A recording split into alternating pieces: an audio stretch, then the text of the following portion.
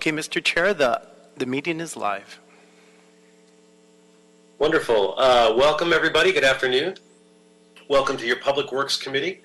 I'm joined by my colleagues, Councilmember Blumenfield, and I'm joined by my colleagues, Councilmembers Lee and Koretz. We expect Mr. De Leon to join us shortly, and Mr. O'Farrell is excused for today. He has a conflict. So what I'd like to do is that we'll have about a half hour of public comment to get us started. And once we do, colleagues, I'm going to ask that we approve items 1, 2. I'm going to suggest this. Obviously, anyone's welcome to call something special, but that we do items 1, 2, 4, 7, and 8 on consent. That's going to be the ask once we go through public comment. But of course, feel free to call anything special that you wish to do so. With that, why don't we move, Mr. Espinosa, why don't we move to public comment? If you could remind folks how to do that. And one other thing on public comment, we got a last minute request. You know, technically we're supposed to get 72 hours request for translation services. We got a request just a few hours ago. So we were not, at this point, as I understand, able to get formal translation services. Cecilia and my staff is going to translate questions if they come up in Spanish to the best of her ability. And oh wait, I got a note. We actually did get a translator. Okay, so that's great. So now we do have a formal translator. So I take back that. But thank you, Cecilia, for being willing to do it. We were going to accommodate, even though we didn't have the formal translator. But that's all good. So I'm thrilled about that. And Mr. Espinosa, if you could instruct people with a phone number and instructions, we'll move to public comment, a half-hour public comment. Yes, and we were lucky to get Mr. Eduardo Herrera to be our translator today, and he's a professional, so he should be able to help us with all our needs. Translation. Wonderful. Thank you very much, Eduardo. And so for members of the public who would like to offer public comment on the items listed on the agenda, they should call 1-669-254-5252 and use meeting ID number 160-073-2397 and then press pound. Press pound again when prompted for a participant ID. Once admitted into the meeting, press *9 to request to speak.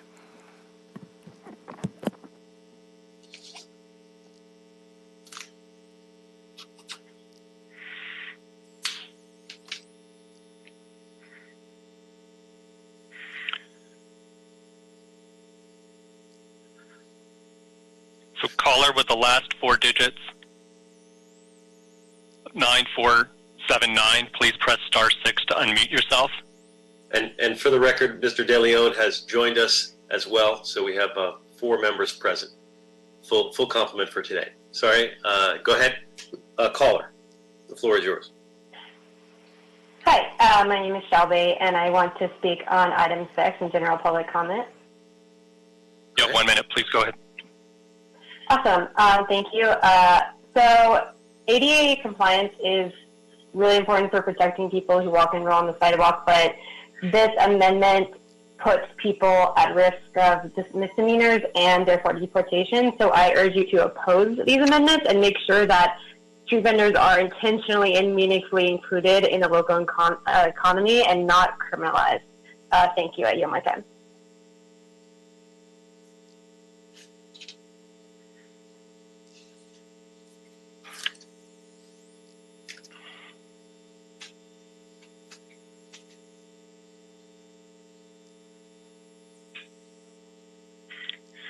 Caller with the last 4, 1575, please press *6 to unmute yourself.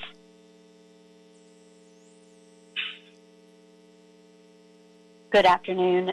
Katie McEwen, staff attorney with Public Counsel and member of the LA Street Vending campaign, speaking on number 6 and general public comment.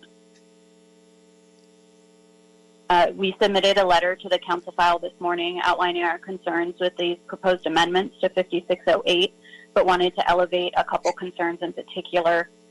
First, these amendments are to a provision of the code that already prohibits the blocking of the sidewalk in violation of the ADA. The amendments single out specific license activity identified in the original motion as film set, outdoor dining setups like al fresco, and sidewalk vendors. but all of this license activity is already governed by specific locally run licensing programs. Why are we not just addressing any issues that may arise with these activities within those specific programs instead of adding needless additional criminalization to the city code? The LA Street Vending Campaign wants to reiterate our demand that the city fully invest in a robust street vending program that leads with education and assistance, not criminalization. Small businesses are hurting right now, especially our small businesses run by immigrants, women, and people of color. The city should be focusing its energy on supporting, not criminalizing, the vending community. Thank you.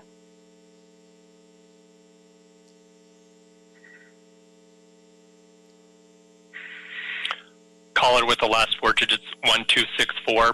Please press star 6 to unmute yourself.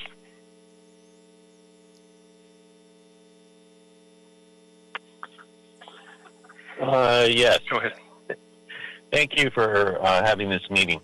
I'm calling because of the street vending in the residential areas where the sidewalk is much narrower. And it seems like the investigators that go out there cannot remove them from the residential areas, even though stationary vending is not part of the rules and regulations. So that needs to be taken care of. That needs to be enforced. Just today, I went out to Terabella and Laurel Canyon, where there were multiple vendors vending tacos with the big grills and stuff on the sidewalk. And Monica Rodriguez had her Bright Spots campaign out there trying to clean the sidewalks, but they couldn't because the street vendors were on there. And they were trying to remove all the grease that they had on the sidewalk. And that's also a hazard, that people could slip on that and fall and hurt themselves very seriously. We have people on walkers that also have problems getting around. So we need to really concentrate on protecting them too. I know that people have to make a living, but we have to do it safely. Thank you.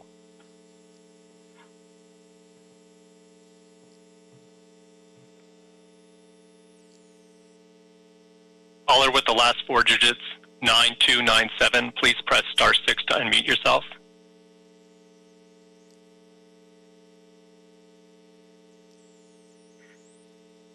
Good afternoon. My name is Jennifer Laurent. I'm with the Leimert Park Street Vendors Association, and I'm calling to say, please don't find another way to criminalize street vending. Vendors have gone through such a strenuous process and are still going through such a strenuous process trying to meet the first set of rules that were put in front of them, and now we're seeing that the bar is being moved. So it's people are trying to provide for their families. Street vendors are important in certain neighborhoods because these neighborhoods are food deserts, and we need to find a way that will work for everyone, but pushing out street vendors from the communities is not the way. Thank you. Caller with the last four digits, 5910. Please press star 6 to unmute yourself. And please state your name and the items you would like to speak on. Hola, mi nombre es Ana Cruz. Quiero hablar sobre el tema número 6. Hello, my name is Ana Cruz and I would like to speak on item 6. Yo soy una vendedora ambulante y hemos estado trabajando para entender las nuevas leyes y respetar el acceso a las aceras. We have been working on understanding the recent laws and access to sidewalks. El programa de la venta ambulante apenas está empezando y necesitamos más educación para entender las leyes de la acera. This program has recently started and we need more education on how to understand it. And by the way, I'm also part of Street Vendors Association. Los oficiales que enforzan la ley de las aceras no les va a importar si estamos tratando de respetar. Si nos equivocamos una vez, nos van a querer multar. The officers that have come, they are trying to enforce and not to understand what is going on here. Instead, we are respecting the law. Y me preocupa que esta propuesta nos ponga en peligro de que una multa pueda ser criminal. And the concern is that this proposal can be in danger and the fine can be a criminal one. Muchos de nosotros somos indocumentados y una multa criminal nos pone en peligro de deportación. Many of us are undocumented and a criminal fine would be a danger for us to be deported. Gracias. Thank you. Thank you. Caller with the last 4 digits, 9395. Please press star 6 to unmute yourself.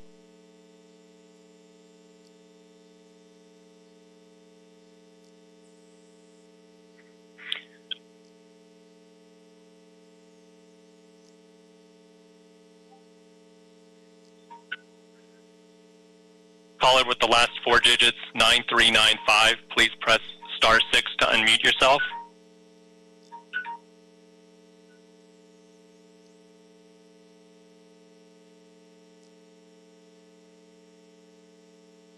We'll move on. Caller with the last 4 digits, 9627. Please press star 6 to unmute yourself.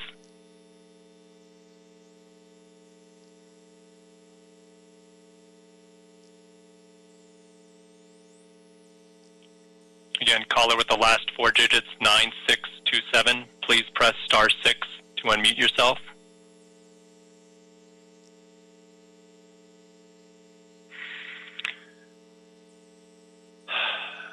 Moving on. Caller with the last digits, 9148. Please press star 6 to unmute yourself. Please state your name and the items you would like to speak on. Hi, my name is Brittany Nichols. I'd like to speak on item 6. You have 1 minute. Please go ahead. Thanks. My name is Brittany. I'm a CD4 and Hollywood resident. I just want to say how appalling item 6 is. I looked at the file, and it's pretty clear that you all are once again hiding behind a fake concern with ADA compliance to criminalize street vendors. And furthermore, you actually made it so that the language applies to folks without licenses to really cover your bases should street vending be legal in a real way instead of the fake system currently in place, where you say it's legal, but then you ban it where they actually want to work. Council also tends to use the same tactic to target the unhoused, just as a quick side note. Meanwhile, this very same week, you all have a bunch of trip and fall lawsuits because you've done such a terrible job maintaining the sidewalks you all of a sudden care so much about. Instead of putting your efforts into criminalization, you should be figuring out how to incorporate these vital small business owners into our local economy. This needs to be completely thrown out, and you need to stop trying to sneak this sort of shit through. You're not slick. We will catch you. Have a good one.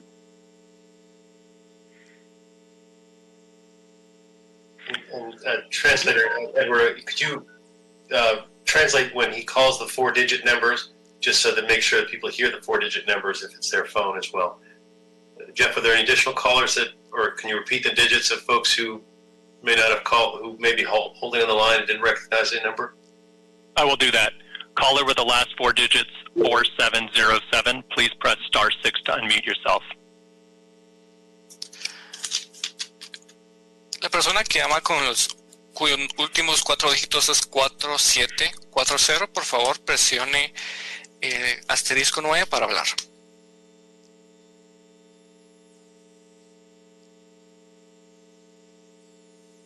Okay. Is there any other? Are there any other callers who might not have understood?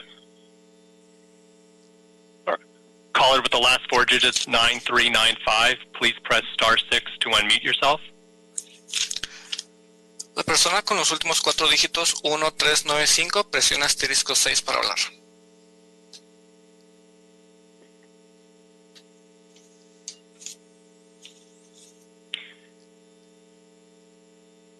Caller with the last 4 digits, 9627. Please press star 6 to unmute yourself. La persona con los últimos 4 dígitos, 9627, presione numeral 9 para hablar. Okay, that person just disconnected.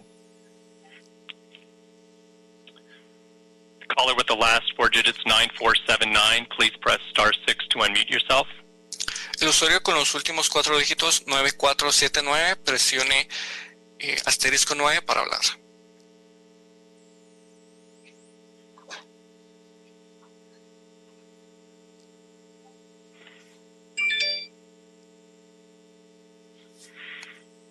Again, caller with the last 4 digits 0160, please press *6 to unmute yourself.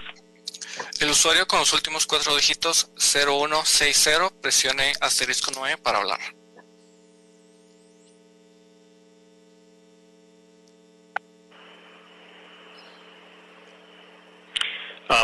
Please state your name and the items you would like to speak on.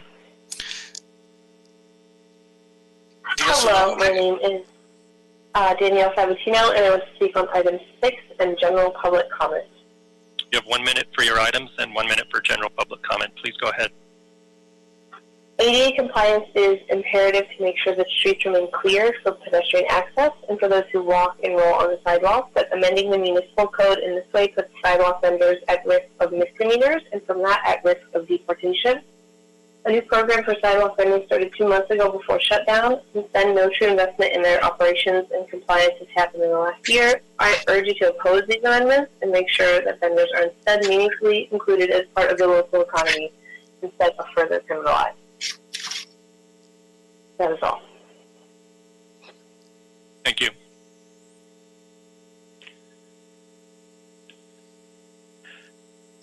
Caller with the last 4 digits 1264, please press *6 to unmute yourself.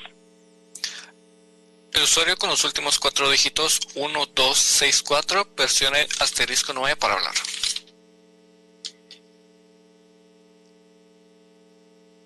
Yeah, I already spoke, so I was just listening. Great. Thank you. Are there any additional comments? They're not. I don't know if you want to go through the numbers one more time. Is there anybody who's on the line? Can you say who has not spoken? Can they unmute themselves?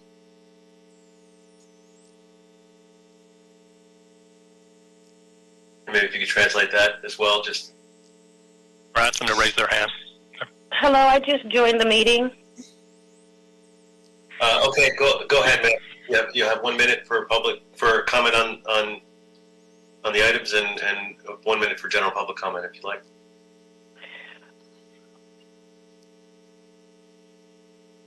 I just joined in, so I didn't hear what the comment was supposed to be about. Are we just asking questions? No, I'm sorry. Did you call in to the Public Works meeting to give public comment on a particular item? The vending? The street vending? Yeah, there's no item that's specifically on street vending, but people are associating that with item 6.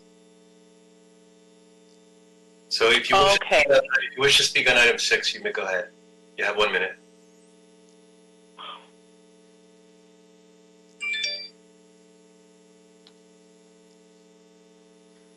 Ma'am?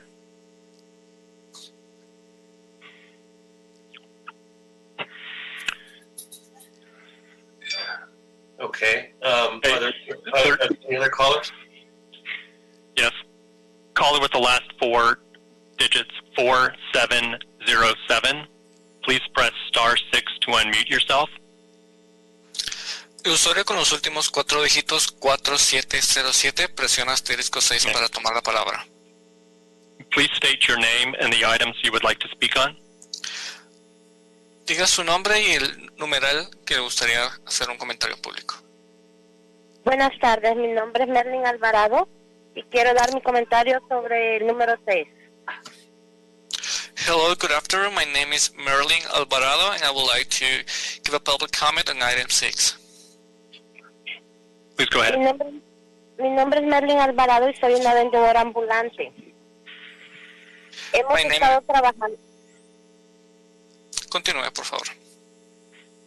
Hemos estado trabajando durante esta pandemia con las nuevas regulaciones de las aceras. I'm a street vendor and we have been working during the pandemic with the new street sidewalk regulations. La pandemia nos agarró 2 meses antes de que se implementara la nueva organización de ventas. The pandemic started 2 months prior to the new regulations in the Street Vendor Association. y nos hace falta mucha educación. And we're lacking of a lot of education.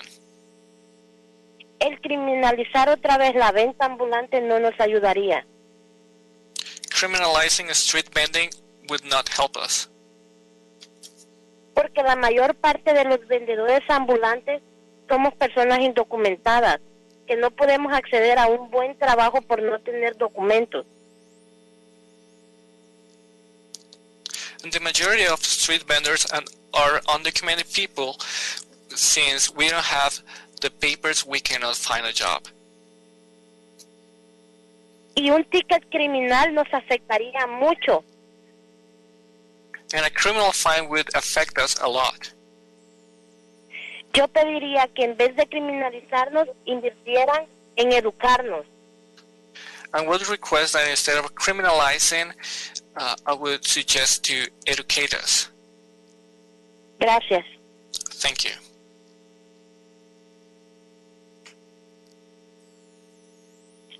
Again, caller with the last 4 digits, 9395.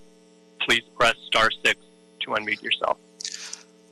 El usuario con los últimos 4 dígitos, 9395, presiona *9 para tomar la palabra.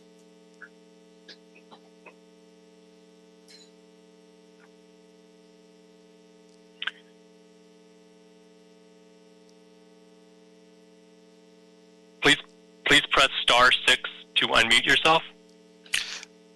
Por favor, presione *6 para activar el micrófono.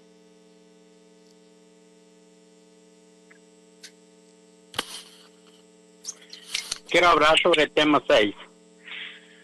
I would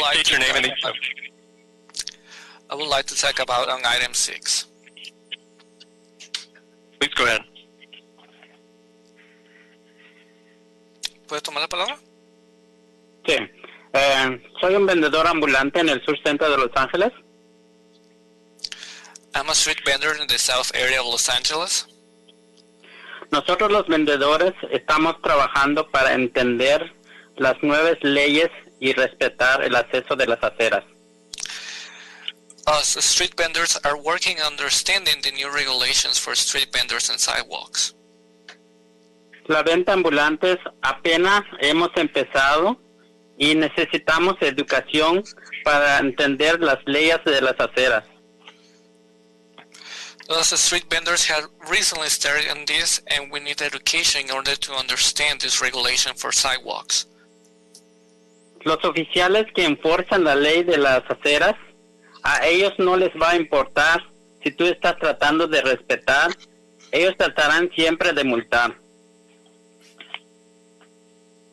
The officers who are willing to enforce the law, they are not trying to respect, and they will only trying to place a fine. Y me preocupa esta propuesta del Comité de Obras Públicas. And this is my concern to the Committee of Public Labor. Nos ponen una vez más en peligro al querer tratarnos como criminales. You are once again putting us in danger since you like to treat us as criminals. Con el simple hecho de ser vendedor ambulante. Simply by being a street vendor. Señores de Obras Públicas. Gentlemen. Basta ya de criminalizarnos a los vendedores ambulantes. Let's stop the criminalization of street vendors. Queremos soluciones constructivas. We want constructive solutions. Queremos educación. We want education. Queremos solución sobre los problemas de la venta ambulante de comida sobre los carros. So that is your 2 minutes. Esos serían 2 minutos. Gracias. Thank you. Caller with the last 4 digits, 8919. Please press *6 to unmute yourself. Usuario con los últimos 4 dígitos, 8919, presiona *9 para tomar la palabra. And please state your name and the items you would like to speak on. Hi, this is Wayne McFadden. This is Lane McFadden. I'd like to speak on items number 6. You have 1 minute. Please go ahead. Yeah, I just want to echo some of the concerns before. I think the change to this municipal code is short-sighted and is going to further criminalize street vendors who are an important part of the community. I think instead, like other callers said before, work with them and, get them educated on how they can better use sidewalks and not criminalize them because they are already vulnerable. And yeah, this is just, it's more criminalization, it's more fines, and it's only going to hurt our community. So I oppose these changes to the municipal code. Thank you. Thank you. Caller with the last 4 digits, 8815. Please press *6 to unmute yourself. Usuario con los últimos 4 dígitos, 8815, presiona asterisco 9 para tomar la palabra.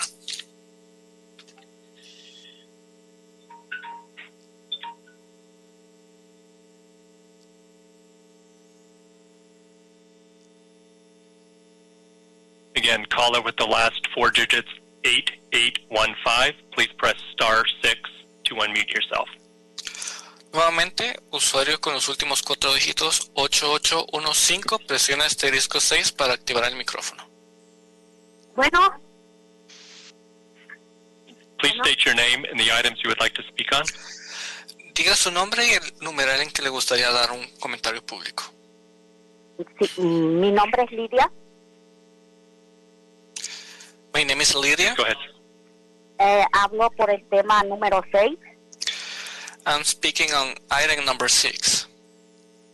Soy vendedora ambulante. I'm a street vendor. Y hemos estado trabajando para entender y seguir las nuevas leyes y respetar el acceso a las aceras. We have been working on understanding and also following the new regulations on sidewalks. No queremos multas, ya que soy una vendedora ambulante indocumentada. We don't want fines. I am a street vendor who is also undocumented. Queremos que ustedes nos sigan educando para seguir sus reglas. We want you to keep educating us in order to follow your rules.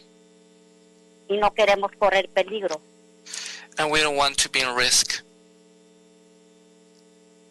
Eso es todo y muchas gracias. That will be it, and thank you very much. Thank you. Gracias. Call in user 1. Please press *6 to unmute yourself.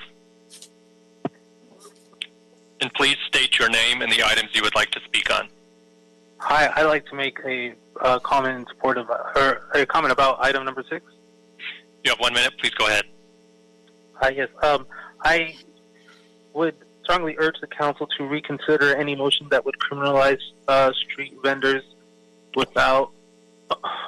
in general, but I think that the city has done very little with regard to providing the resources for these vendors to be able to comfortably and without fear operate these vital businesses that are part of the fabric of the city. Not only in low-income communities, but lots of tourists come into the city specifically for the services that these people provide. I will always be grateful and welcome these services and would not like to see them criminalized in any way, especially one that is haphazard and irresponsible in not considering stakeholders and not properly addressing in a holistic view the overall needs of this city with regards to ADA access, because there is a lot more that the city can do in that regard that it is not considering with this piecemeal approach. That is your 1 minute. Thank you.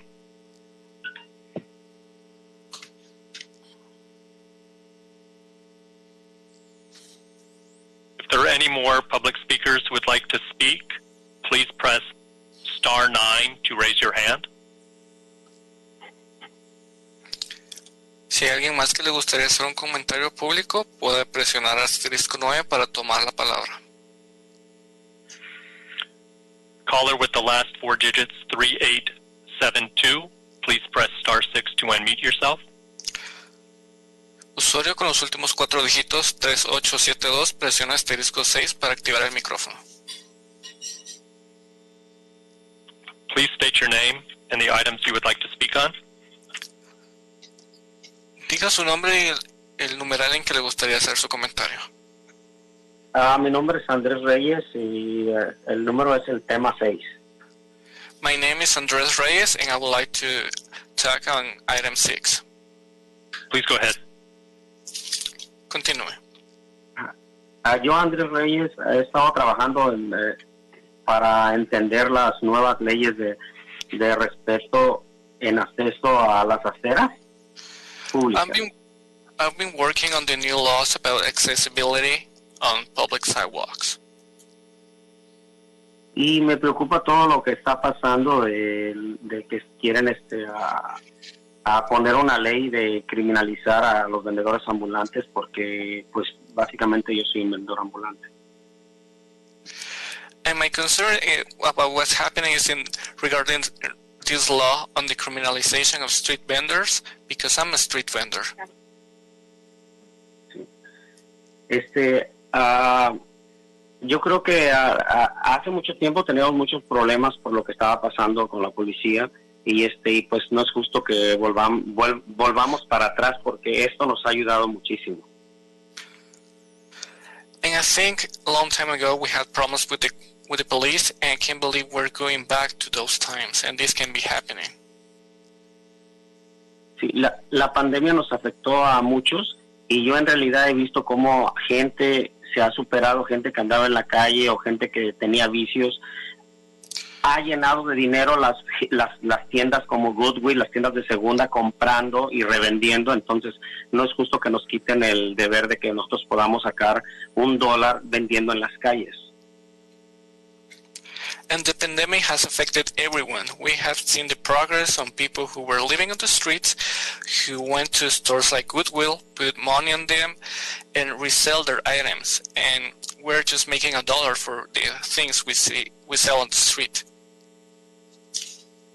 Ya, por favor, queremos soluciones constructivas, queremos educación, solución y de los carritos para ventas. We want construction solutions and also education for street vendors and their street carts. That is your time. Thank you.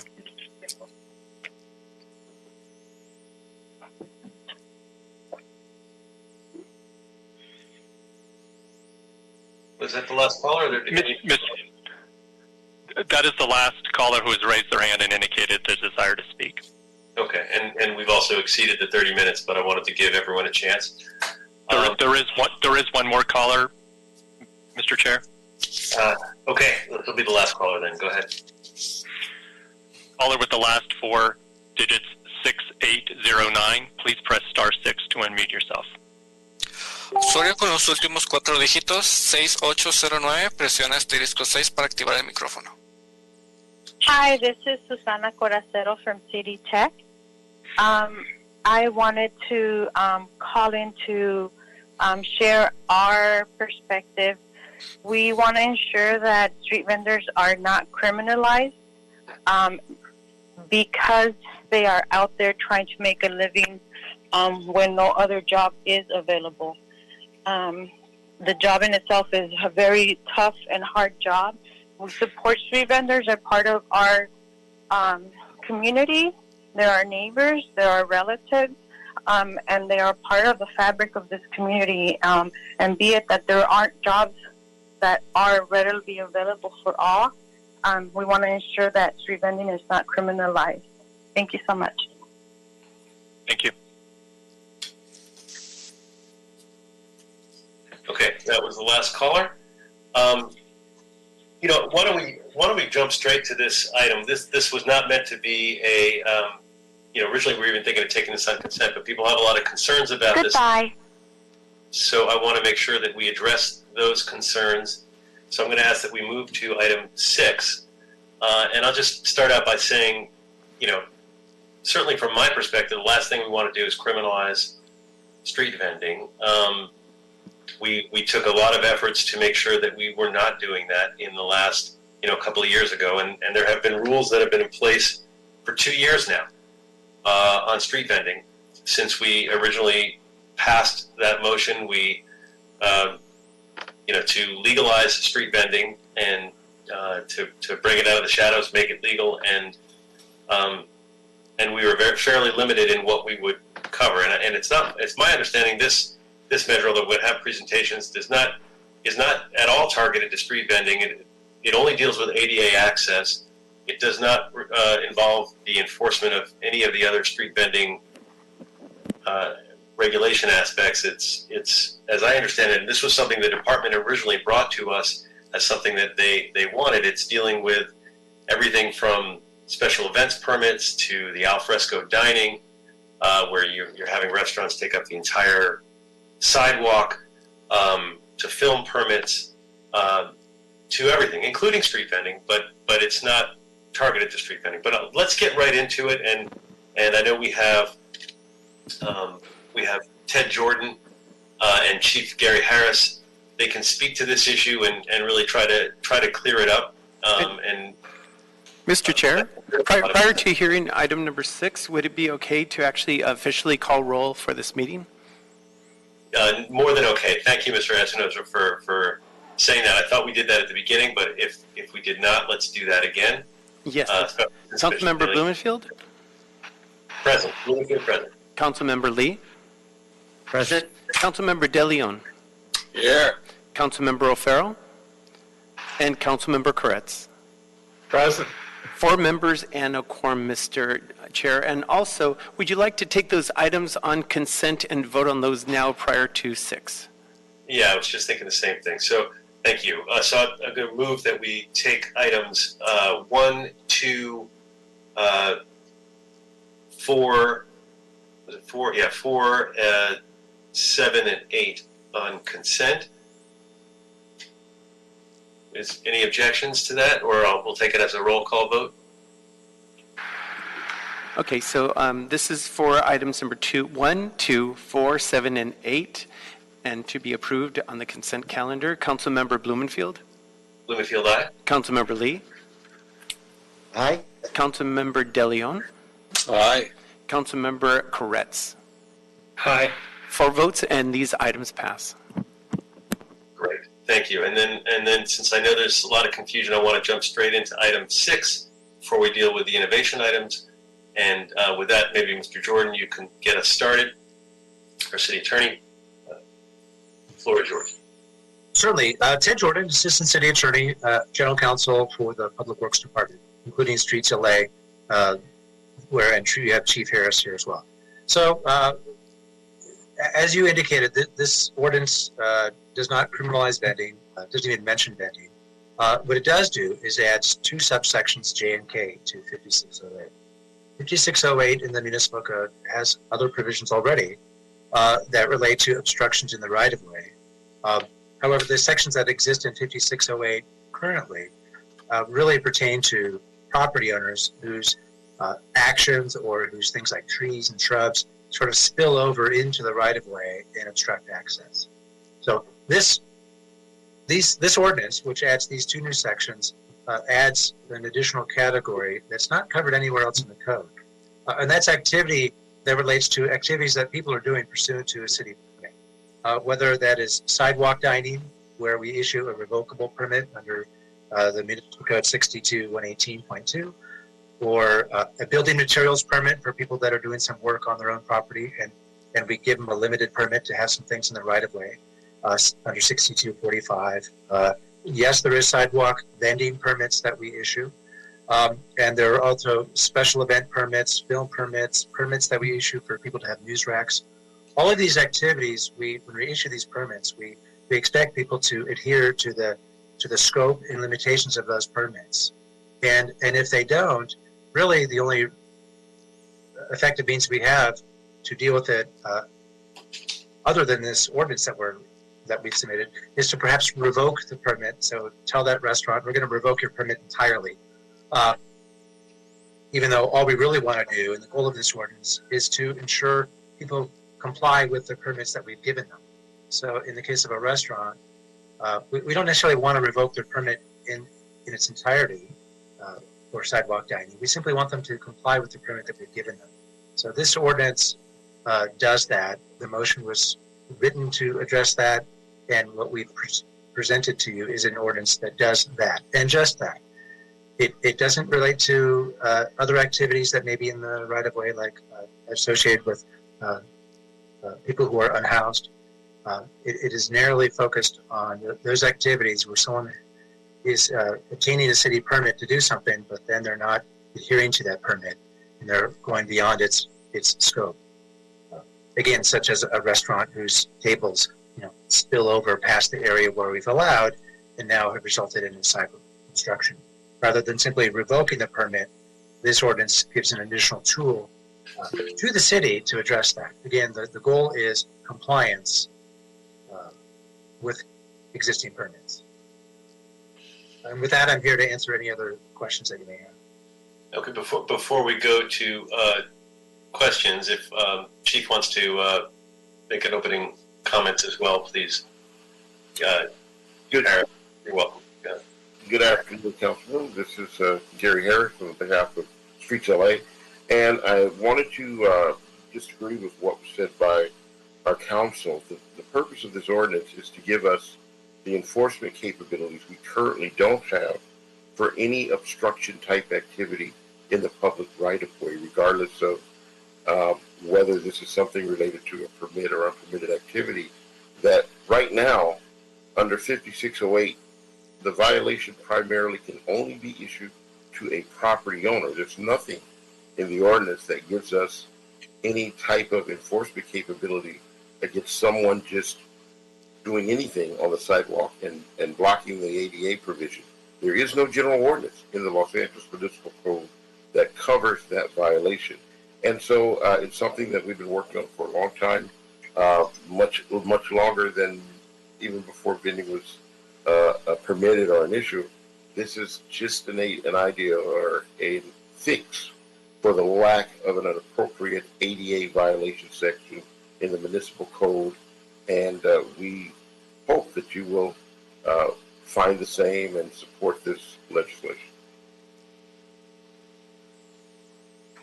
Okay, although, Chief, it's my understanding that this really, the way it's written, the way I see it, it's only dealing with regulated activities. So, if we could clear that out, because I don't think this has anything to do with unregulated, or if somebody is homeless in the street, this is not going to have any effect on them. Is that correct? Well, Councilman, I can jump into that. Yes, that is correct.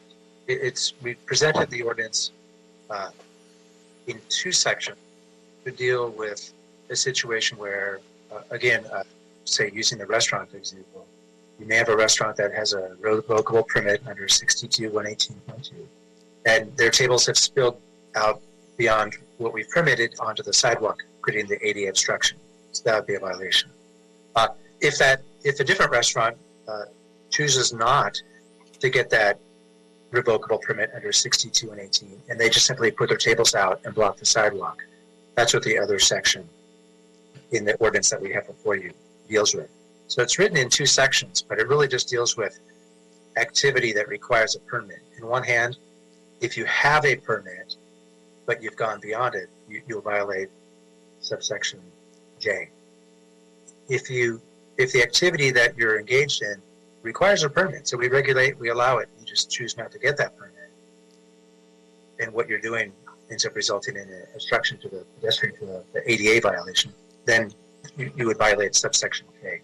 But it all deals with activities that we regulate and that we provide permits for. You either have or you have not gotten that permit, but if you have a permit, go beyond the permit's scope, block the sidewalk, you'll violate the ordinance. If you don't get the permit, which is in and itself an issue, and you're blocking the sidewalk, then you'll violate the ordinance as well. But it all comes down to, it only affects activities that we regulate and provide permits. Okay, and then in terms of enforcement, it's my understanding, I want to make this absolutely clear, that nobody's just issued a ticket. There is there's a chance to cure. So if somebody is blocking the access for whatever reason, the restaurant, anything, they aren't just issued a ticket. They are told that they are blocking it, and they're given a warning, and they're given a chance to cure it. Is that true? I want to make sure that it is true. If I may comment on that one, yes, we have a normal enforcement protocol. Our primary, we're compliance driven. So our only goal is to gain compliance. So obviously when we first go out on any violation, the first thing we're going to do is educate the violator, assuming they're not aware of what the current regulation is, and give them the opportunity to resolve the issue. If they fail to resolve the issue after a verbal warning, we give them a notice of violation. It's no penalty, it's no fine, it's just a written warning, giving them an appropriate time to resolve the issue. Only after that, if they continue to fail to comply, then they would be subject to receiving a citation. But they would have received at least 2 opportunities on which to resolve the issue with no penalty before this would be only in egregious cases that continue. Okay, that's an important understanding, and I'm glad thank you for clarifying it so they get a verbal. Councilman, this is Adel Hashkali, General Manager for Streets LA. I want to put this point in context. What we have done since March till now in terms of inspection of different operations, especially related to COVID, we've done about 103,000 inspections and contacts for compliance, and we've issued notice of violations about 400. So 100,000 contacts and outreach and education and working with people, and the notice of violations were about 400. So I want to put that in context. It tells you that we've really been working really hard on education, outreach, and communication. But all of us want to know, at the end of the day, when we exhaust every single way of regaining the intended use of the sidewalk and nobody's complying, at the end of the day, after exhausting every measure, we want to do what we have in this ordinance before you. So I want to put that in context. It's important for me. Great. No, thank you. And I want to give my colleagues a chance, and I appreciate that. And notice of a violation, even that is not a penalty. That is simply a notice. Mr. Koretz, you had your hand up next. Go ahead. Thank you, Mr. Chair. I just want to clarify how far this allows us to go in terms of street vending enforcement. The state law allow us to issue misdemeanors to street vendors, or are we only talking about ACE citations? And how extensively do we expect that to happen as a result of the passage of this ordinance? Or will it change our enforcement policies at all? Well, I think I'll be happy to address part of that, although I think part of your question is better left to Chief Harris. So this is a law of general application. So it relates to sort of any activities that the city authorizes to, permits and things like that. So just like other laws of general application, people who engage in street vending are subject to this law. They're also subject to a host of other city laws of general application. My understanding is, again, the goal of this is to get compliance, not to criminalize any of the various activities that the city authorizes in the public right of way. And so that's why the Bureau has at its available to it all of the wide variety of tools, including issuing a notice of violation, which is a warning, but it's a warning meant to be taken seriously. Also, the administrative citations, which are not a criminal process, only in the most egregious situations. Again, it's enforcement discretion. Would someone who's engaging in be subject to the misdemeanor violation? But it's a law of general application. So just like lots of other laws that we have of general application, it doesn't criminalize vending activity.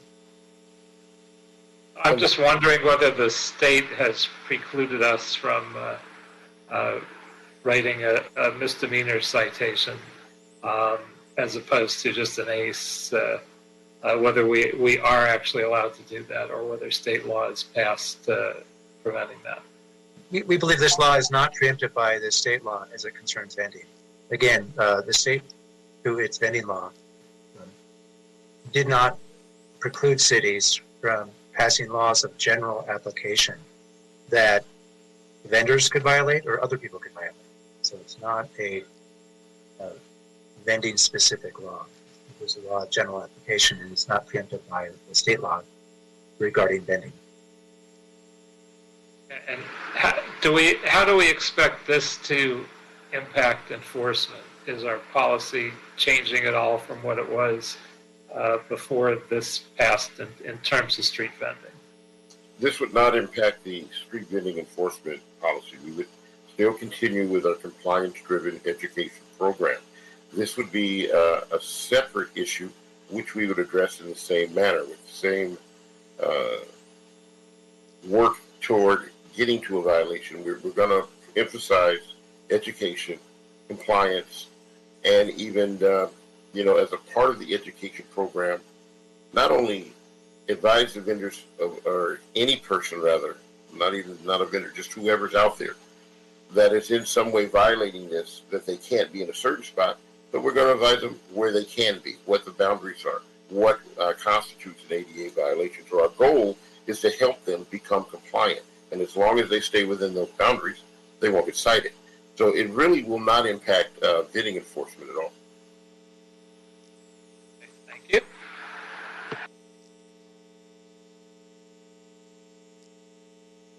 Okay, any other colleagues, any other questions? Mr. De Leon. Thank you much, Mr. Chair. Well, I totally understand the need to ensure that the city is complying with the federal law and providing ADA accessibility.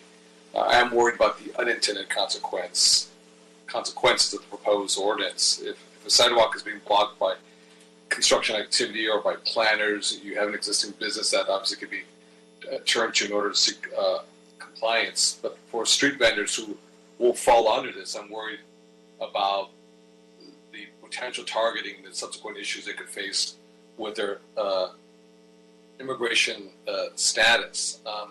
Question I have is, what is the education process used to ensure that education is a genuine tool used for enforcement? And how will education about ADA accessibility be communicated to vendors? And how is the city going to ensure that misdemeanors are not being applied for being a street vendor, regardless if they have a permit or not? For ADA compliance, I'm keenly aware of the lawsuits. In some cases, there are egregious, attorneys out there who have even targeted mom and pop, shops, all over the city, all over the state, trying to get a quick buck. If a regulation's a couple, millimeters, off. But I am concerned about it, and I appreciate the chief, Chief Harris, and the comments that he has made, and sort of the sense of reassurance. But and I believe the chief 100%, Chief Harris, and I believe the good intentions of all the folks here. I'm just wondering right now at this point in time, is it wise, especially given the fiscal impacts of restaurants, and street vendors, and also the unintended consequences? Because at the end of the day, it's not going to be Chief Harris or City Attorney Ted Jordan who's going to do a backup letter to the federal immigration authorities if someone was cited for a misdemeanor and it is jeopardizing the potential legalization for their case. So I have real concerns. I have no doubt that the intentions behind it are genuine, without a doubt. But these are real life consequences for people who are barely making it, for folks who have been devastated, both infections and mortality because of coronavirus. You've had a lot of folks, obviously, you heard call in, who are deeply concerned. And again, I believe the chief and the genuineness of what he says, as well as Ted Jordan. But I also know the way systems work. With my experience at the state, there's a little lack of confidence, without question, on what this education, is going to look like. I know when it came to the issue of street vending, and to the point of our chair, Bob Blumenfeld, when LA finally legalized the vendors, which has been a part of a mainstay of LA for years and not decades, it took such a long time.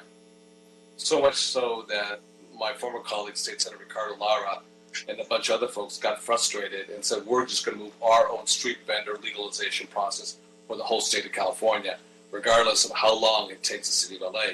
We got it passed, the governor signed it. The city of LA still had not done the legalization at the local level, let alone go through all the right process in administrative law after the fact. So that's why I have a lack of hesitancy in trusting what the educational component is. And I respect my colleagues and the decision they make on this measure. I'm not prepared to vote for it. But if I could get an answer from the questions I asked, that'd be fantastic. Thank you, Mr. Chair.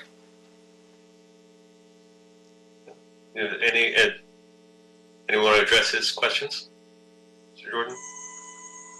I think Martin might want to talk about the outreach and what we've been doing over the last almost 2 years, and talk about how we continue to do that. So, Martin. Sure. Hi, Martin Schlager. I'm the Director of External Relations at Streets LA.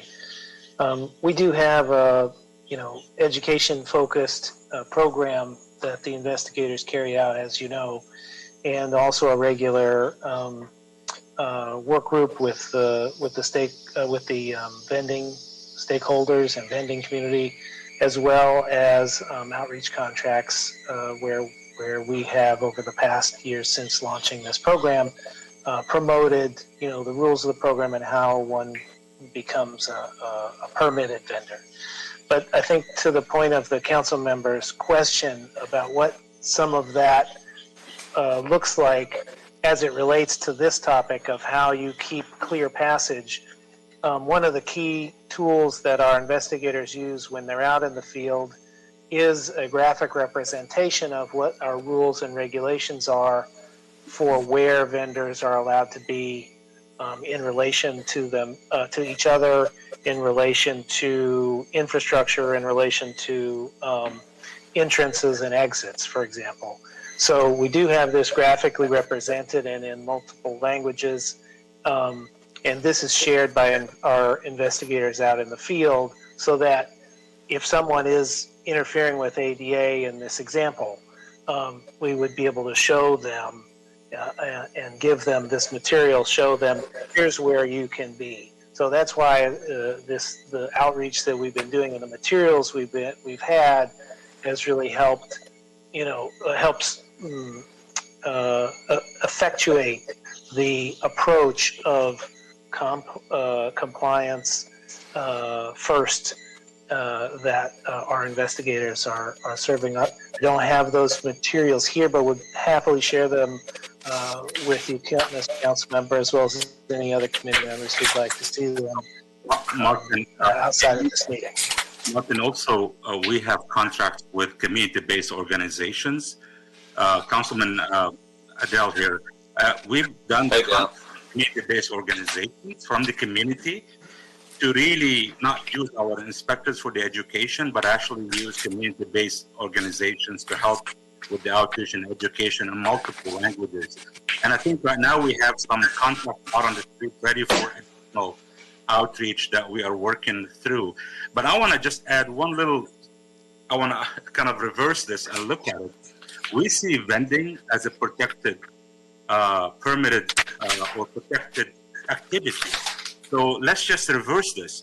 If we have a property owner who's zealous, or a business that want to get rid of vendors, and if they put something on the sidewalk to block the sidewalk so nobody can vend, right now this ordinance protects vendors.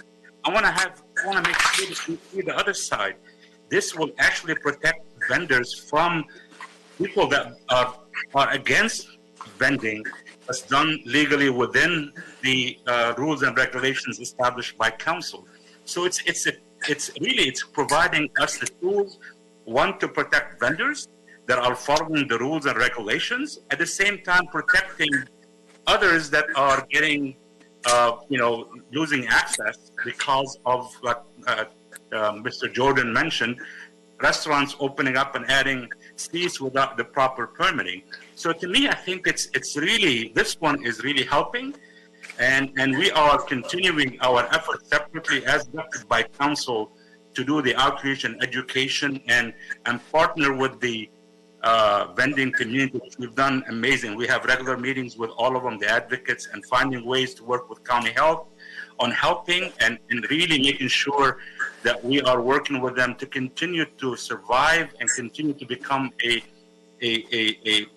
business that is supporting livelihood. We support that fully. But I want to also bring this to the idea that this is also protecting vendors from anybody who will prevent them from vending legally on the streets. So I want to make sure that that's on the table too. No, thank you. And through the chair, thank you, Adele and Martin. And I know this is work that predates, my presence here on the city council, and I appreciate all the hard work and what you're trying to tackle. I will say I haven't heard a case yet, at least physically. I know brick and mortar folks have issues with street vendors. It's always been the case. I haven't, to date, at least me personally, I've heard of a case where a brick and mortar tried to obstruct, the sidewalk to prevent a street vendor from selling their goods. So I have no anecdotal evidence. I'm sure it's happened, throughout the city. But I appreciate the creativity, Adele, with regards to trying to help, obviously, our street vendors. Because I hadn't had the opportunity, to the point that Martin was making, to look at the graphics, and sort of, the outreach that you guys have been doing, which is very appreciative. I'd like to see it also too. Usually, as a courtesy, I'd give my vote, as a courtesy until it gets to the floor. In this case, a horseshoe. But again, given the circumstances with regards to the economic impacts that has had on those least fortunate, but especially those who are trying to normalize their legal status. Now that we have Joe Biden now and Kamala Harris as president and vice president, we have an opportunity to move forward immigration reform. I want to make sure there's no unintended consequences with regards to a misdemeanor. Oftentimes what we communicate at 10,000 feet is not often reaching, to the ground level, whether it's the LAPD or whether it be, folks working in the various departments. I will say, for folks who may be a little too generous in terms of the sidewalk that they use, of course we want ADA access to everybody. That's unquestionably. But also, too, I don't think we've done a bang-up job as a city to help facilitate restaurants also to get out there, as we've seen other municipalities, throughout the state of California. So I think that's a reflection on us, especially restaurants that have been devastated, that have been hurting, whether it be in the valley, whether it be on the east side or the northeast LA or elsewhere. So I'm not going to vote for the measure today. But that being said, Adele and Martin, if you could please be so kind up to educate me and my staff members, because you know that we have one of the central hubs of street vendors throughout the city of LA, obviously Boyle Heights and in downtown LA and the northeast part of Highland Park and El Sereno. And then they're everywhere, But if you could share that before it goes to the floor, for a full council vote, I'd be highly appreciative of that. Again, I know there's no malintent, and I appreciate our chair, Mr. Blumenfield, for facilitating this and actually, moving the consent file and going straight to this one, given the impassioned pleas from those who are making their phone calls during public. But I appreciate Adele as well as Martin and Chief Harris. And Mr. Jordan, your comments. If you could do that, I'd appreciate it. We're happy to do that, sir. Okay, thank you. We'll coordinate with your staff. I think that's a good idea, and certainly we can move this forward and get education with you. And I would also ask that they do outreach to other council members as well. That would be wise, yes. So that there is no misunderstanding. Because again, when this idea came from the department, my first thought was, well, we don't want to criminalize street vending, but the question is, how do we maintain the ADA access? And And it's not just about protecting street vendors, it's also homeless too. I mean, we have seen situations where people put these giant planters in the ADA right away, and there's very little that the city can do to get them to remove things out of the right of way without having some sort of enforcement, because people are taking it upon themselves to deal with it. I did want to ask a little bit about, the other driver of this, which is the liability. And Mr. Jordan, I would ask this of you, which is, I sit in budget committee and I hear the lawsuits every week of how we get sued on various issues. And one of the concerns that I have, certainly, and that have been raised, is that if we turn a blind eye to enforcement of ADA access, and we don't give ourselves these tools, and then somebody, God forbid, gets hit in the street because they had to walk into the street because of the entire sidewalk was being taken up, what is that going to mean for us liability-wise? That's a good question. So anytime, an unfortunate situation like that, a real tragedy occurs, unfortunately, there's always the possibility that the city will have to share in some of that responsibility in the form of a lawsuit. So we do everything we can to try to mitigate these risks. And so the administrative enforcement tool that this allows the department, again, the goal is to gain compliance, it is an important tool for the city to try to minimize those kinds of situations, which in the absolute worst case scenario can, lead to a series of events where there's an injury. So this is a part of a tool for the city to use to try to minimize those. And again, in certain cases, depending on the nature of the permit that's involved, it gives the city an additional ability to get compliance short of formally revoking the permit that we've issued to the person. Because we don't necessarily want to revoke their permit. We just want them to adhere to it. So this is a tool that should be able to accomplish that. Yeah, I just am sensitive to it, given sitting on the budget committee and all the payouts that we make for things like this. Mr. Kretz, is your hand up? It was up before. I don't know if you didn't lower it or if you were asking another question. But if you are, the floor is yours. I have not. I just failed to lower my hand, which is now gone. Okay. Any other comments or questions from committee members? Seeing none, we'll move this forward. I'll recommend moving this forward, but making sure that there's more outreach from the department as it's their initiative to do this, to before it comes to council, that there's plenty of outreach so we don't schedule it right away. We leave a lot of time for that. So with that, call the roll. Yes, Councilmember Blumenfield. Blumenfield, aye. Councilmember Lee. Aye. Councilmember De Leon. No. Councilmember O'Farrell. And Councilmember Koretz. Aye. So this has 3 votes and 1 no, and it passes. Okay.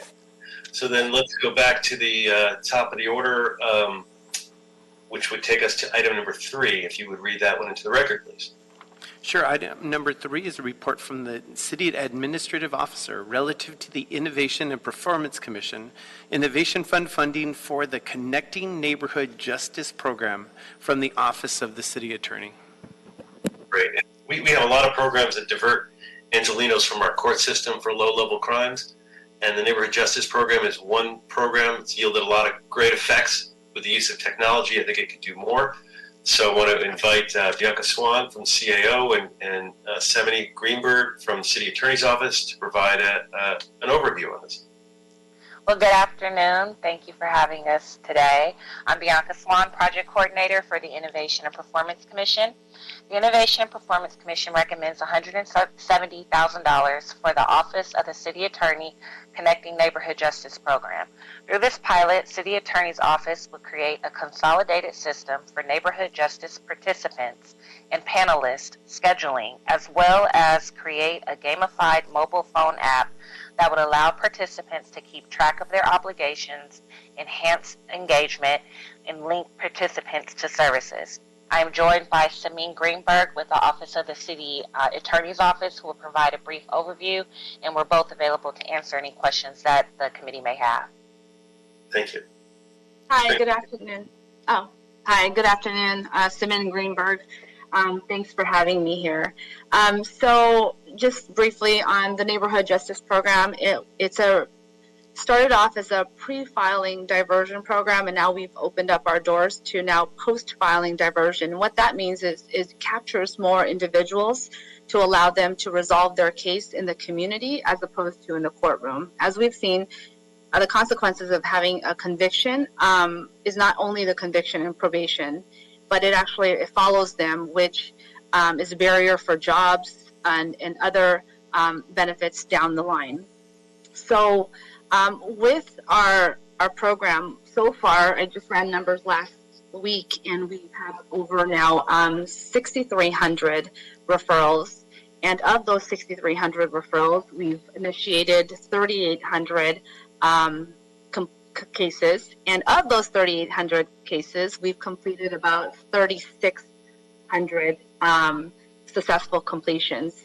And we do track recidivism, and after an individual completes our program, we track 4 different times after 6 months, 12 months, 18 months, and 24 months, and we find that we hover at 5% recidivism rate, that they do not get another case. So what we want to do to improve our program is to have like Bianca said, have a consolidated system and fold in more technology so that we can capture more folks in a more efficient way.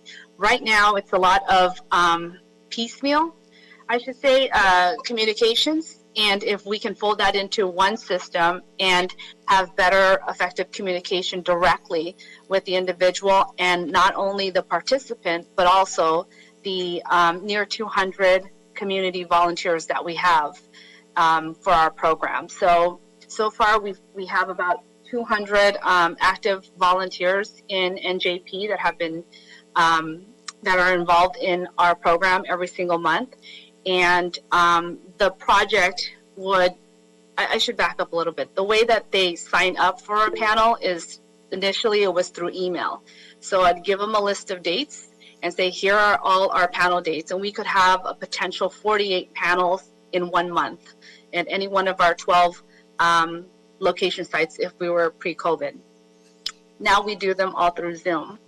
And then our volunteers would select not only one date, but multiple dates, even as much as 30-something selections.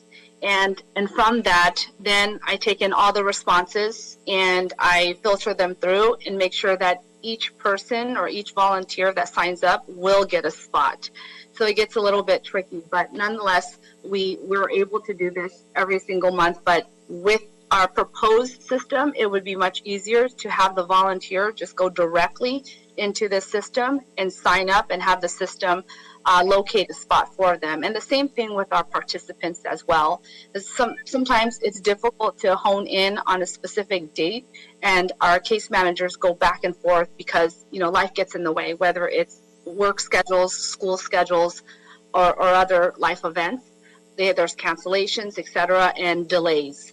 And unfortunately, with these delays, sometimes it causes the case to go back into prosecution, back into the criminal courts, because we do have a short term or short time with the individual to engage with them and help them complete the program. If they don't complete it, then unfortunately it does have to go back into court. I'm happy to answer any questions. Question for you: if the participants don't have access to a mobile phone or computer technology, what happens to them under this program? So right now, because we're doing all our intakes and our panels on Zoom. So far, we have found that individuals do have mobile phones and devices, and it hasn't been a problem. But in very rare circumstances that they do have issues with gaining access, they usually will borrow a family member or a close friend.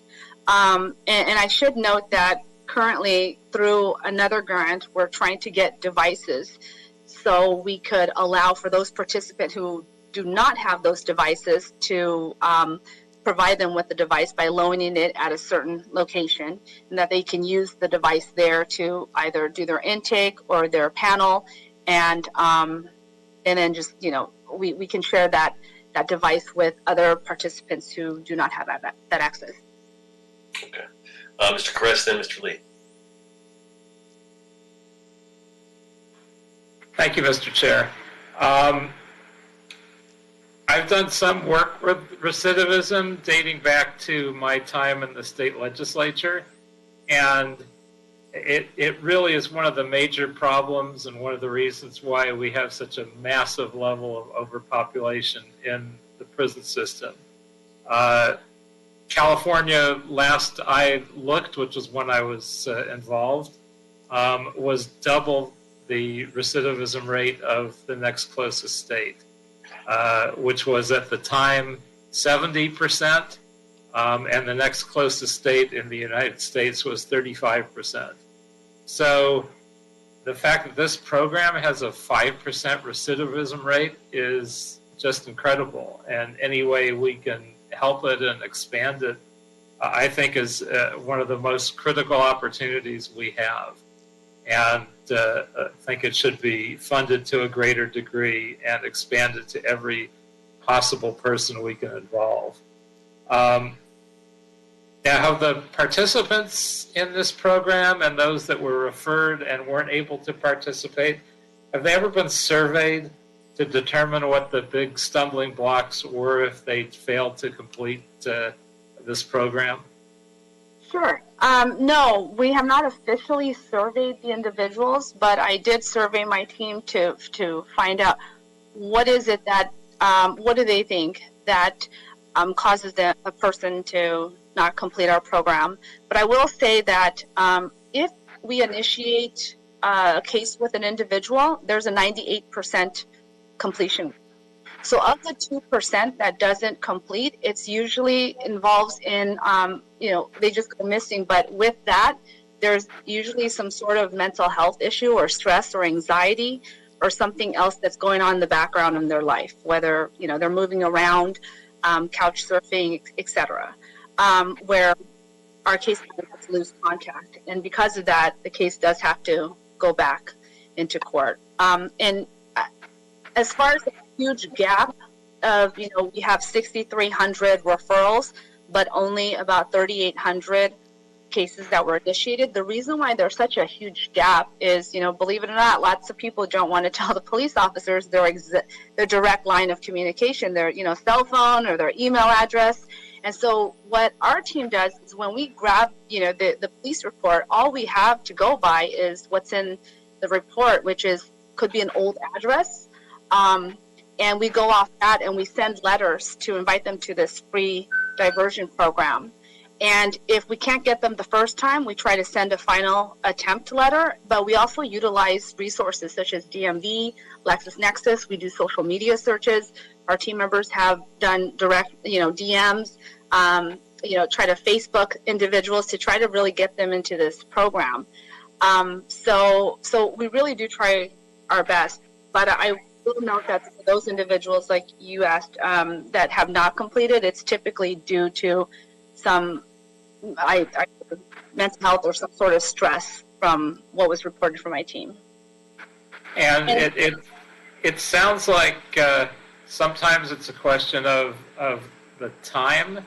Is there a reason why we can't expand the time on our own? I mean, if we set the rules and the rules are getting in the way of some people being able to stay in this program, which is, I mean, it sounds like a literally life and death difference. If you go into the criminal justice system, you often come out very changed and more criminal, and it winds up being just a revolving door. If you can get them into this program, it's so much more of a difference. We really should be extending the time if we need it. Right, and so with the time issue, it's more of a penal code issue, which is the statute of limitations. So when the case comes into us, you know, we have, well, our office, the prosecutor's office, has 1 year from the date of the incident to file the case as a misdemeanor. But sometimes the case is not referred to us, let's say 6 months, 8 months after the incident. So we have a very short time to work with. Generally, we give the individual about a month to contact us, and then they get paneled, and that takes another month or so to schedule the panels. And then thereafter, after they get paneled, they have an additional 8 weeks to complete their obligations. We always say, you have 8 weeks. If you're not completed, then the case goes back to court. But we always give an extension because, life happens. So we really do try to work with the individual to get the case going. But with exactly what you said is providing this opportunity for more individuals, and that's why we've opened it up to post-filing. So even if the case does go to a filed case and it does pass the courtroom doors, we still allow for this diversion program. And luckily at that point, we don't have to worry about the statute of limitations. We just have to ask, the court to have mercy to allow us time to work with the individual. And as to your comment earlier about recidivism, and I just want to share that I've been a prosecutor for 15 years, and I started off as a traditional prosecutor, doing one case at a time in court, and just looking at the letter of the law.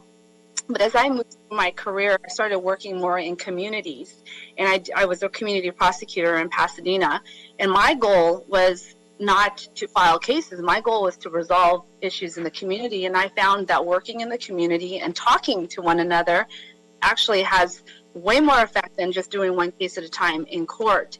And when I see NJP and the reason why I think it works so well and why we have such a low recidivism rate is because when you're in court, there is no talking. The defendant has a right to remain silent. Anything they say and do will be used against them, right? So the moment the defendant pipes up, everyone in that courtroom, including the bailiff, the court reporter, is like, shh, don't talk. Talk to your attorney. Even the judge is like, wait, talk to your attorney first, because everything will be, on the record. And so because of that, we never hear from the defendant. All we know is the four corners of that police report, how they acted that day, and what the rap sheet is like, and what the punishment should be, and what the charges should be. We never ask why. Why did you do this? And in NJP, we actually do ask those reasons why. Who are you, and what led up to the offense? And that helps us to gain some perspective on what the root causes are, like whether it's, they had some anxiety, they just lost their job, they just got in a fight, their parents are divorced, etc. And then we move on to, the harm. We actually talk about who was harmed, not only the victim, but also the defendant themselves or the individual themselves, how they were harmed in this process, and then the community at large. And then we move through a process of obligations where we marry up those needs, whether it's, they're not going to school right now, they're not working, they have mental health, whatever it is, we try to marry it up with the obligations so that there's accountability and compassion. And so with that in mind, that sets them up for a forward, progress. And so when they are faced with that type of stress again, they will think twice. And I think just because, we talk to the individual, and it's not just us, the city, but it's the whole community, with these volunteers. They are the most caring, and they are the heart of our program, where they show the individual that they care. And because of that, I think that's why it's so successful. So I apologize for taking a lot of time, but I really did want to explain that piece of NJP. No, I love it. And as far as just the functionality of the scheduling and communications technology, how does it differ from a Google Calendar or Square Appointments or Microsoft To Do or Google Tasks or other things that are available? Sure. I smile because I have tried my best to just get any one of those off-the-shelf programs that you mentioned, but the way that NJP works, we need a dynamic scheduling system, which is not just one-to-one. So it's not one individual for a 10 o'clock meeting. It's actually 4 different individuals with 10 o'clock meeting, but there's 30 people who want that 10 o'clock meeting. And so it takes a lot of finagling, I should say, to kind of get the right panels and the right composition of participants and volunteers, and making sure everybody has a chance. So unfortunately, there is nothing on the market And I've tried my best to search because it's the cheapest way. Okay, thank you. This sounds great, and I couldn't be more excited about this program. Any way we can help, we should be. Thank you. Okay, Mr. Lee. Thank you, Mr. Chair. It sounds like a great program and a successful program, and obviously it's something that I think the council should get behind in any way to expand this program. First of all, I mean, if with this new technology, do you feel that the program is going to be widely expanded, that we could take on more cases than we do now? Absolutely. I mean, when we're efficient with our time, then we can definitely take in more. And I understand the city's, financial condition right now where we can't hire. And so if we can't hire, then I'd like to beef up the technology so that, the resources that we do have are maximized so that we can bring in more individuals. And for those who don't know, about this program, I mean, it sounds like a great program. What level of offenses, what are the more extreme offenses that you actually deal with first-time offenders? Sure. So I should also note it started off as a first-time offender program and also only 8 eligible charges. Today, fast forward, now we have the world of misdemeanors except for about 8 charges, which involve DUI, DV, firearms, gang-related sexual assaults. The more heavier stuff, we typically don't, and drugs. And we don't take on those cases, but sometimes, I won't say we don't do it all the time. There's always exceptions to the exceptions, right? So occasionally we will take something in. And we also don't just do first-time offenders. We actually provide the opportunity to those individuals who have a minimal record too. So let's say, back when someone was young, they had a public intoxication or DUI, and fast forward 15 years now later, they and I see this a lot, so I'm using it as an example. They violated the mayor's order with the stay-at-home or something like that. And so that individual shouldn't go to court because they had a DUI or a public intox maybe 15, 20 years ago. So we try to capture those individuals too. Is that just a judgment call by your unit of looking at individual cases like that? Yes. Yes. Well, it sounds like an amazing program and anything we can do to help expand it. So thanks for all your hard work on it. Thank you. I appreciate your support. Thank you, Mr. Chair. Great. Thanks, colleagues. I just want to, I'm for this item. I'm going to recommend a yes vote on it, but I just want to remind us when we look at the innovation fund issues that come before us, we can't just look at whether it's a good program because we are not the budget committee, and specifically part of the charge of the innovation committee is not to fund things that just were not funded in the budget committee. I say that as a reminder because I know a lot of new members are on this committee, and I just want to remind us all about the purpose of the Innovation Fund, which is, it's only $1.5 million period during the year, and our purpose is specifically not to fund things that were just not funded in the budget, and to fund things that are innovative that would not get on the normal track. And sometimes that's technology, sometimes it's not, but we just always have to keep that in mind. There's things that have metrics, that have return on investment, that allow the city to try something new. And in this case, I mean, there's no question it's a great program, and that's not an issue at all, but that's not what's driving our funding of this. Our funding of this is because you're coming to us that this is a new way to go about doing this to get the clients involved, and that's why I'm recommending we fund it. So any other additional questions?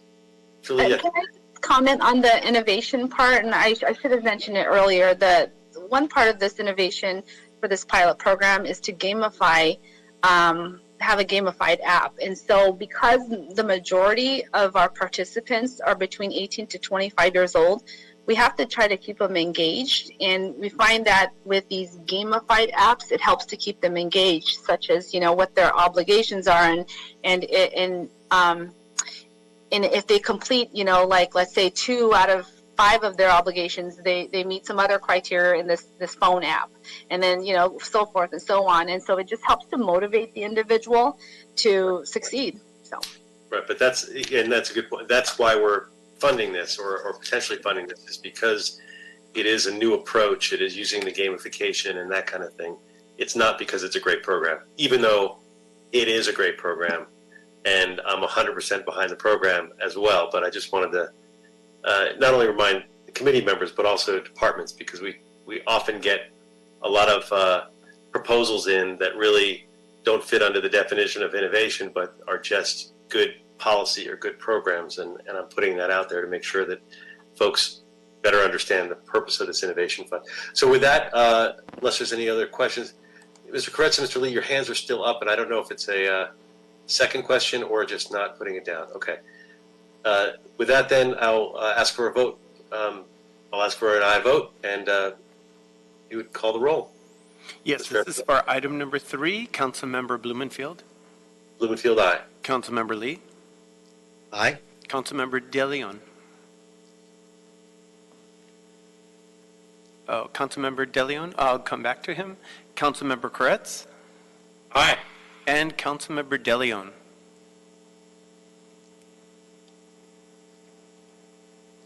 Aye. Thank you. That's 4 votes, and that item passes. Great, thank you. I think we have one last item.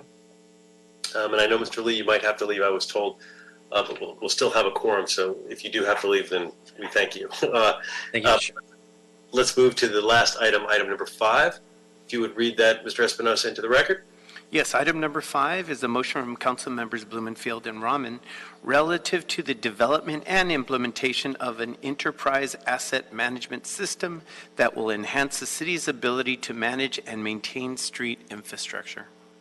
Right. Now, this one, I'm often told that my staff reminds me that we're not always as technologically advanced as we'd like to think we are, or as we'd like to be, but having the public right of way data housed, we have it housed in different divisions within departments. It makes it very difficult to paint a true picture of our city's needs. I've seen a demonstration of how cities can use an asset management system to effectively deploy their limited resources. So I would like to invite Kevin Mean from Streets LA to provide a brief overview of the asset management system, where it is in the process of implementation. All right, thank you, Mr. Chair. This is Kevin Min with Streets LA, and we're excited to see this motion. So we've been working on this process for a better part of a year and a half now. Just to give you a little bit of background on how we got to this point and where we are. As you mentioned in the motion, the Fuse report, identified the lack of a centralized system here in the city to track our public right-of-way assets and street assets. And so we started in the summer of 2019 in doing a self-assessment here at Streets LA to determine our readiness to deploy systems such as an asset management system. Using an ISO 55000, which is an international standard for evaluating readiness for asset management. We clearly saw a lot of strengths and weaknesses in our organization, in our partnerships here within Public Works and also in other departments in the city in having this happen. So we put out an RFI in early 2020 to learn a little bit more about what's out there, the kind of technologies that are available in the industry. We received over a dozen proposals back from the asset management sector. We took a look at all the systems, learned a lot about their functionality, the available tools, understand how they apply to the public right-of-way and the street system. And we put out a task order in the spring of 2020 to procure an actual system and a consultant to help us configure it. That task order was selected using Cartograph as the actual software system and Hatch & Associates as the consultant to help us configure that system.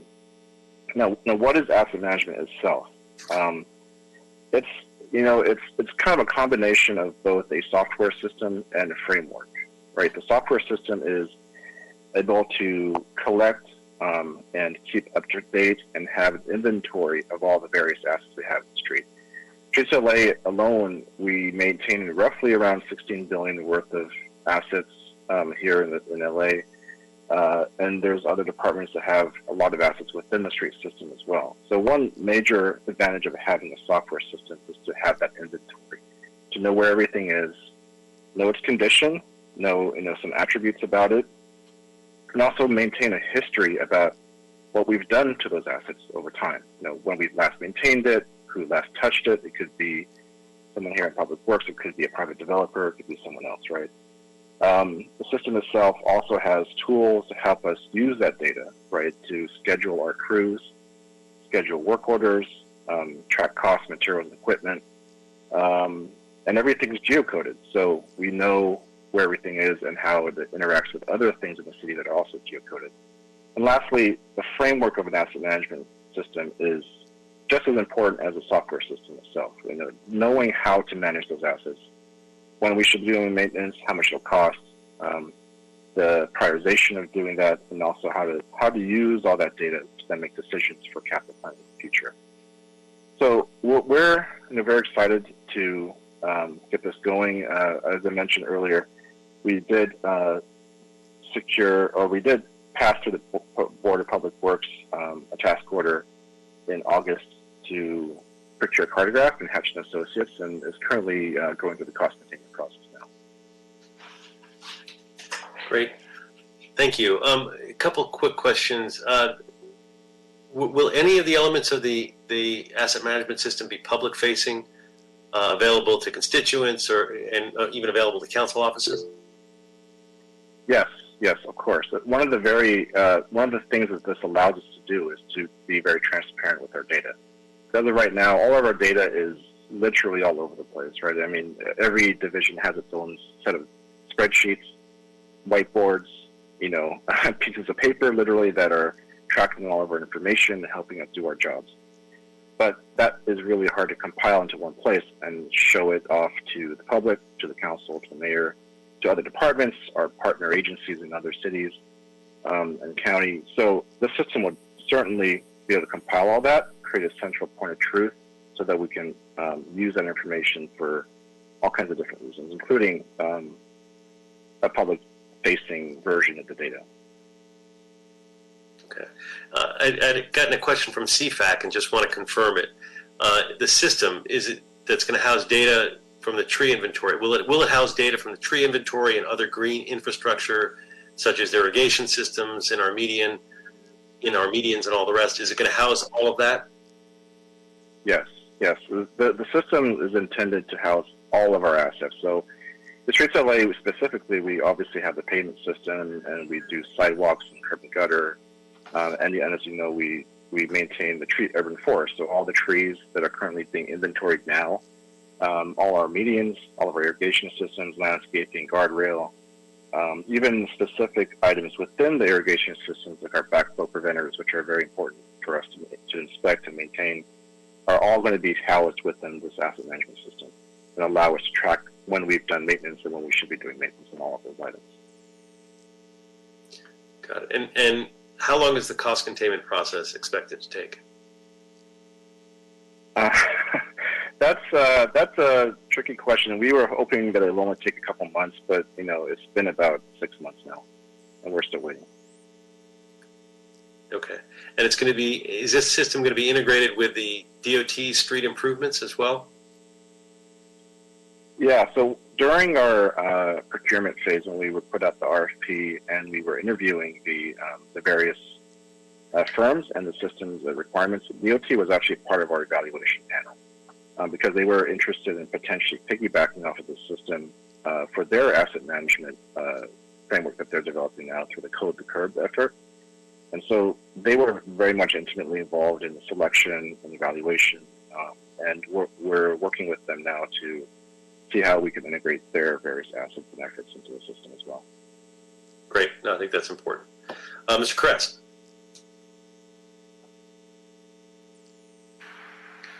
Thank you, Mr. Chair.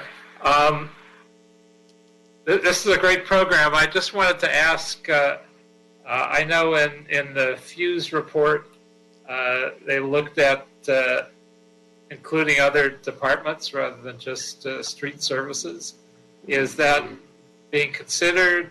I know sometimes one department will lack coordination with another, so you might have a situation where DOT might stripe streets, and then street services might be scheduled to asphalt the same street a month later. So can this be used to make sure that all asset management is included, so different departments don't accidentally step on each other? Yeah, yes, exactly. That's one of the major strengths of this particular system and doing asset management. Once we input all of our data into the system, we could also input the data from DOT or Bureau of Sanitation, and we're sure there's some interest from the Bureau of Street Lighting even to help us integrate their data into the system. But the power of having this all in one place is, as you mentioned, allowing us to plan out our capital improvements and investments in the future, right? And making sure we're not overlapping work programs, that aren't properly timed, and not, while we go to a specific site, that we're hitting everything that needs to be maintained in that site at the same time, right? Not going out there and paving and then not also fixing the curb and gutter or a piece of sidewalk or trimming a tree while we're there. So allowing us to see all these data layered and in the same sort of geographic spatial area will allow us to know whether or not we're missing something unintentionally and coordinate with other departments and other agencies as well. No, I think this will make a huge difference. So very exciting, and want to commend you for getting to this point. Great. Any other questions or comments from the committee members? Seeing none, I'm going to recommend that we approve this motion, but just add one small amendment, which is to instruct, since the CAO is not here at the moment, but instruct the CAO to report back on the status of final approval of the contract within 15 days. So with that small amendment, let's call the roll. Mr. Espinosa. Yes, Councilmember Blumenfield. Blumenfield, aye. Councilmember De Leon. Aye. And Councilmember Koretz. Aye. 3 ayes, and the item passes. Wonderful. Mr. Espinosa, does that clear the desk? Yes, the desk is clear. Great. Well, then this meeting is officially adjourned. Thank you, everybody. Thank you.